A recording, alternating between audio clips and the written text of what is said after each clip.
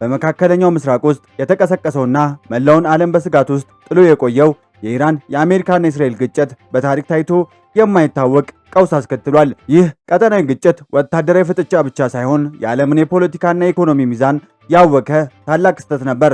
ለዓመታት ሲንከባለል የመጣው የአገራቱ ቅራኔ ወደ ለየለት ወታደራዊ ጦርነት ከተቀየረ በኋላ በቢሊዮን የሚቆጠር ዶላር ውድመትና የሰው ሕይወት መጥፋት ምክንያት ሆኗል። አሁን ላይ የተደረሰው የ60 ቀናት የተኩስ አቁም ስምምነት ውጥረቱን ያረገበ ቢሆንም የፕሬዝዳንት ዶናልድ ትራምፕ መጨረሻ ፊርማ ለመፈረም አሁንም በዓለም ስጋትና በጥበቃ ውስጥ እንድትቆይ አድርጓታል። ሰላም ውድ የሳብ ኒውስ ተመልካቾች እንደምን ከርማችኋል? ቻናላችንን ሰብስክራይብ በማድረግ በግንቦት ወር 1 ሰብስክራይበር የመግባት እቅዳችንን እንዲያሳኩልን ጠየቅን። እንዲሁም ሐሳቡን በኮሜንት መስጫ ላይ ያስቀምጡልን።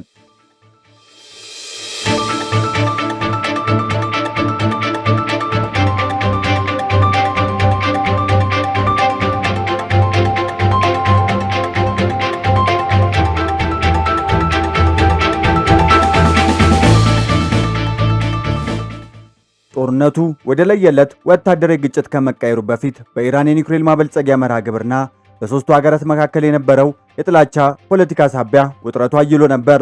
እስራኤል በኢራን የኒውክሌር ተቋማት ላይ ያነጣጠረ የሚስጥር ጥቃት ማድረሷን ተከትሎ ኢራን በበኩሏ በመቶ ሺዎች የሚቆጠሩ ድሮኖች፣ ባሊስቲክ ሚሳኤሎችን በቀጥታ ወደ እስራኤል ምድር በመተኮስ ያጸፋ ጥቃት ሰንዝራ ነበር። ይህ የኢራን እርምጃ እስራኤልን መከላከል ለምትፈልገው አሜሪካ ትልቅ መነሻ ሆነ።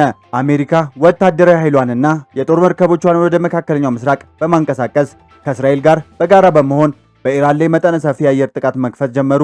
የኢራን የጦር ሰፈሮች፣ የሚሳኤል ማከማቻዎች፣ ስልታዊ የኢኮኖሚ ማዕከላት በከባድ የአየርና የባህር ላይ ሚሳኤሎች ተደበደቡ። ኢራን በበኩሏ በቀጠናው ላይ ባሏት ታጣቂ ኃይሎች አማካኝነት የአሜሪካ የጦር ሰፈሮችና በእስራኤል ከተሞች ላይ ተከታታይ የሚሳኤል ጥቃቶችን በመሰንዘር ምላሽ ሰጠች። ይህ የሶስትዮሽ ፍልሚያ ቀጠናውን ወደ አመድነት የቀየረ የዓለምን ሀያላን ሀገራት በቀጥታ ይሁን በተዘዋዋሪ ያሳተፈ የለየለት ጦርነት ሆኖ ተመዘገበ። ጦርነቱ እየጠነከረ ሲሄድ ኢራን የዓለምን ኢኮኖሚ አንገት ለማነቅ የመጨረሻ ስልታዊ ካርዶችን ተጠቀመች። እሱም የሆርሙዝ ሸለቆን ስትሬት ኦፍ ሆርሙዝን ሙሉ በሙሉ መዝጋት ነበር። በዓለም ላይ ከሚንቀሳቀስ የነዳጅ ዘይት ውስጥ ሲሶን የሚያልፍበትን ወሳኝ የባህር መስመር ኢራን በሚሳኤል በባህር ሰርጓጅ መርከቦችና በባህር ፈንጆች ላይ በመዝጋቷ የዓለም ንግድ በአንድ ጀንበር ተናጋ። የንግድና የነዳጅ ጫኝ መርከቦች መጓዝ ባለመቻላቸው በዓለም ዙሪያ ከፍተኛ የነዳጅ እጥረት ተከሰተ። ይህን ተከትሎ የነዳጅ ዋጋ በታሪክ ታይቶ በማይታወቅ መልኩ በከፍተኛ ደረጃ ናረ። በአውሮፓ፣ በአሜሪካ እና በኤዥያ ሀገራት ያሉ ኢንዱስትሪዎች በኃይል እጥረት ሳቢያ ስራ ቆሙ። የዋጋ ግሽበት በዓለም አቀፍ ደረጃ ሰማይ ነካ። የአሜሪካና የአውሮፓ ማህበረሰብ በከፍተኛ የኑሮ ውድነት መታመስ ጀመረ። በሌላ በኩል በአሜሪካ የተጣለው ጠንካራ የባህር ላይ እገዳና ማዕቀብ የኢራንን ኢኮኖሚ ሙሉ በሙሉ አሽመድምዶታል። የአገሪቱ ገንዘብ ዋጋ ጨርሶ ጠፋ። የውጭ ንግድ ቆመ። የኢራን ህዝብም ለመሰረታዊ ቁሳቁስ ለምግብ እጥረት ተጋለጠ።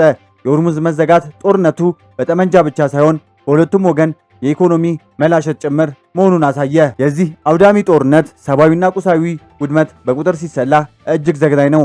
በጦርነቱ ሂደት ውስጥ ኢራን በእስራኤልና በቀጠናው ሀገራት ላይ ከ85000 በላይ ወታደሮችና ሲቪሎች ሕይወታቸው እንዳጡ ይገመታል። ከነዚህ ውስጥ 45000 በላይ የሚሆነው በኢራን ላይ በደረሰ ከባድ የአየር ድብደቦች የሞቱ ሲሆን በእስራኤልና በአሜሪካ የጦር ሰፈሮች ላይ በደረሱ ሚሳኤል ጥቃቶች ደግሞ ከ20000 በላይ ወታደሮች መሞታቸው ተረጋግጧል።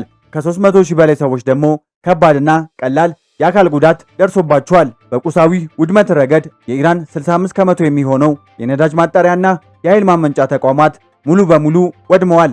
በአሜሪካና በእስራኤል በኩል ደግሞ የጦር መርከቦች፣ ዘመናዊ የአየር መከላከያ ስርዓቶችን ጨምሮ የደረሰው የቁሳዊ ውድመት ከ450 ቢሊዮን ዶላር በላይ እንደሆነ የኢኮኖሚ ባለሙያዎች ይገምታሉ። በሆርሙዝ ሸለቆ መዘጋት ምክንያት የዓለም ኢኮኖሚ በቀን ከ15 ቢሊዮን ዶላር በላይ ያጣ ነበር። በአጠቃላይ ለጦር መሳሪያ፣ ለሀገር ግንባታና ለኢኮኖሚ ማገገሚያ የሚያስፈልገው ወጪ ከ2.5 ትሪሊዮን ዶላር በላይ መሆኑን ጦርነቱ በ21ኛው ክፍለ ዘመን ከፍተኛ የገንዘብ ውድመት የደረሰበት ክስተት ሆኗል። የአውዳሚ ጦርነት ከመቀስቀሱ በፊት በመካከለኛው ምስራቅ ዘላቂ ሰላም ለማውረድ ታላቅ የዲፕሎማሲ ጥረት ተደርጎ ነበር።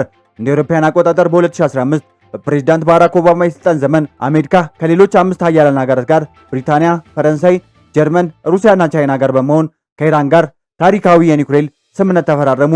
ይህ ስምምነት በይፋ የጋራ አጠቃላይ ድርጊት መርሃ ግብር ጄኮብ በመባል ይታወቃል።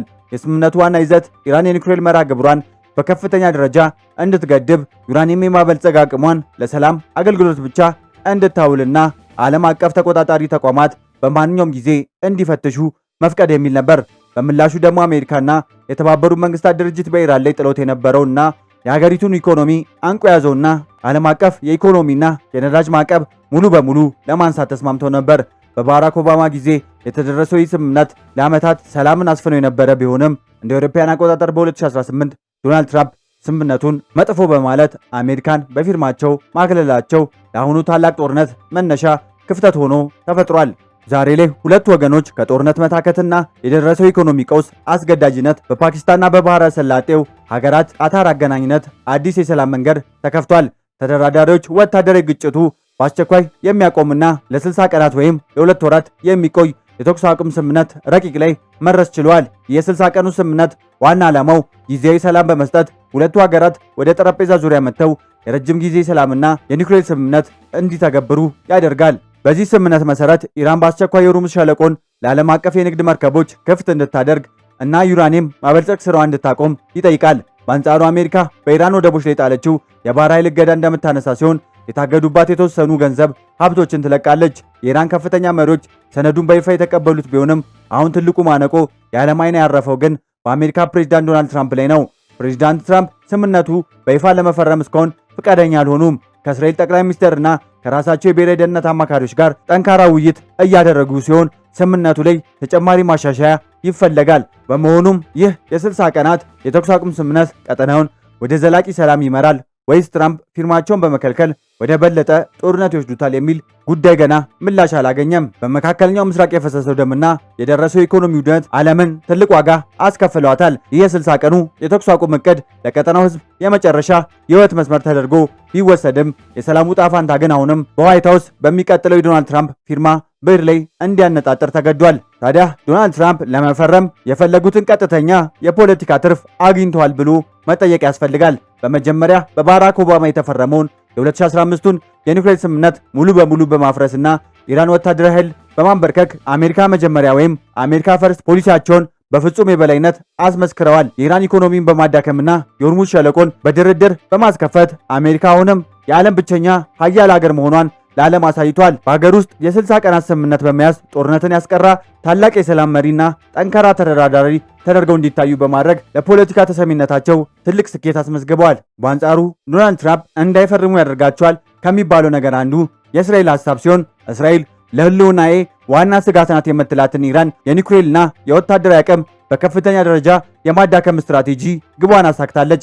በአሜሪካ ድጋፍ የታገዘው የአየር ጥቃት የኢራንን የረጅም ርቀት ሚሳኤል ማከማቻ ስልታዊ ይዞቶችን ስለደበደበባት እስራኤል በቀጣይ ዓመታት የደህንነት ስጋቷን ትቀንሳለች። በተጨማሪም የአሜሪካን የማይናወጥ ወታደራዊ አጋርነት ዳግም አረጋግጣለች። ኢራን በቀጠናው በሊባኖስ፣ በየመን ያላትን ተላላኪ ታጣቂ ኃይሎች መዋቅር ማዳከም መቻሏ በእስራኤልና በመካከለኛው ምስራቅ ያላትን ወታደራዊ የበላይነት በይፋ እንድታስመሰክርና የክልላዊ ሀያል ሚዛኗን ወደ እሷ እንዲያደላ ለማድረግ ረድቷታል። ኢራን ምንም እንኳን ከባድ ቁሳዊ የኢኮኖሚ ውድመት ቢደርስባትም ለአጋሮቿና ለጠላቶቿ ጠንካራ መልእክት ማስተላለፍ ችላለች። በቀጥታ በእስራኤል ምድር ላይ ሚሳኤል በመተኮስና የሆርሙዝ ሸለቆን በመዝጋት የዓለምን ኢኮኖሚ የማነቅና አሜሪካን ጭምር ወደ ድርድር ጠረጴዛ የማስገደድ አቅም እንዳላት አሳይታለች። ይህ ጦርነት የኢራንን አስተዳደር ስርዓት አላፈረሰውም። ይልቁንም ሀገሪቱ ያለምንም ቅድመ ሁኔታ የታገደባትን ገንዘብ እንዲለቀቅና የባህር ላይ እገዳው እንዲነሳላት በአዲሱ የ60 ቀኑ ስምምነት ላይ ለማስገደድ መቻሏ በሽንፈት ውስጥም ቢሆንም ሉዓላዊነትን ያስከበረች በቀጠናው የማይታለፍ ሀያል መሆኗን ያረጋገጠችበት የዲፕሎማሲ ድል ነው። በማጠቃለል ይህ ጦርነት እያንዳንዱ ወገን የራሱን ጥቅም ስልታዊ የበላይነት ለማሳየት የተጠቀመበት የኃይል ፉክክር ነበር። ትራምፕ ፖለቲካዊ ዝናቸውን ሲያድሱ፣ እስራኤል የደህንነት ስጋቷን ሲቀንስ፣ ኢራን የማትበገር ኃይል መሆኗን አስመስክራለች። ሆኖም ግን ይህን ፍላጎት የማሳካት ሂደት በሺዎች የሚቆጠሩ ንጹሐን ዜጎችን ሕይወት የቀጠፈና የዓለም ኢኮኖሚን ያናጋ ከባድ ዋጋ ያስከፈለ ነው። አሁን የደረሰው የ60 ቀናት የተኩስ አቁም ስምምነት ሀገሪቱን ከጦርነት የፈለጉትን ካገኙ በኋላ የተደረገ ጊዜያዊ ረፍት መሆኑን ዘላቂ ሰላም የሚያመጣ ጥቅማ ጥቅም ለማስከበር ባለፈ የጋራ መከባበር ሲፈጠር ብቻ ነው።